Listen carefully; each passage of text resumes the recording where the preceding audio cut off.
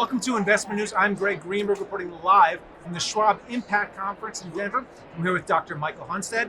He's the Chief Investment Officer for Global Equities at Northern Trust Asset Management. Welcome, Dr. Hunstad. Thanks for having me here.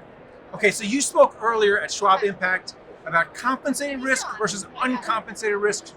What were you talking about? So there's this pervasive notion that if you take risk in an asset market, you necessarily get return. Or the corollary, if you want return, you have to take more risk. We know today that that's not true. There is a lot more data, a lot more analytics at our disposal. We can slice and dice markets into individual risks, sector risk, country risk, currency risk, style factor risks. And we know that some of these risks do come with return. They're compensated risks. Many of them do not. So they are uncompensated in our vocabulary. Okay, I want to get paid for the risks I take. So how do I avoid uncompensated risk? And I want to get paid for the risks I take too. The answer is precision. So we have analytics, we have data, as I said. It's all about making sure you control those aspects of risk that you don't want in the portfolio, and the ones that you do as well.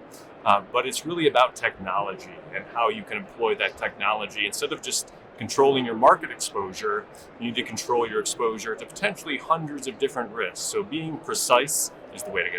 Well, you also talked about the unseen risks associated with diversification. Now, I always thought diversification was a good thing. Maybe it's a bad thing. Why don't you tell me?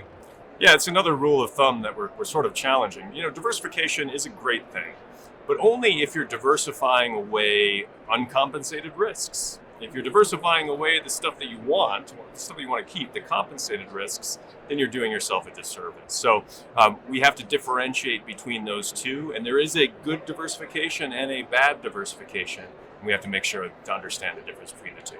All right, and then finally, what's a good diversification look like?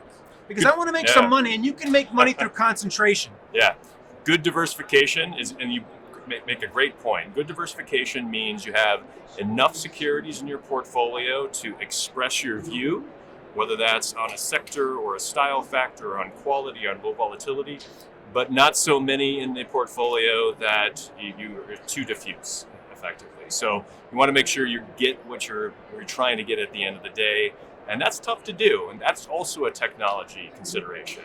How do I decompose between the good kind and the bad kind? It used to be a sort of a blunt tool, and now we have a lot more precision. All right, well, thanks a lot for coming on and talking about it. And thank you for watching Investment News. I'm Greg Greenberg.